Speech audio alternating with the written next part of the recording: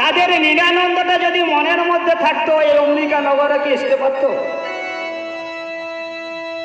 তাহলে সেই নিরানন্দটাকে কি করেছিলেন না দূরে রেখেছিলেন। নিরানন্দটা কি, কাকে বলে নিরানন্দ আর আনন্দ কোনটা? বাবা গোবিন্দর চরণ পেতে গেলে কি করতে হয়? একাত্মভাবে মনটাকে পবিত্র করতে হয়। নিরানন্দ মানে কি? মনের মধ্যে যদি কোনো গলদ থাকে এই কৃষ্ণ নাম শ্রবণ হবে না। কেন? মনের মধ্যে যদি কারো আকাঙ্ক্ষা থাকে, আকাঙ্ক্ষা মানে কি? আমাদের দেহের মধ্যে অনেক জিনিস ঋতু আছে, কাম, ক্রোধ, লোভ, মোহ, মাৎসর্য।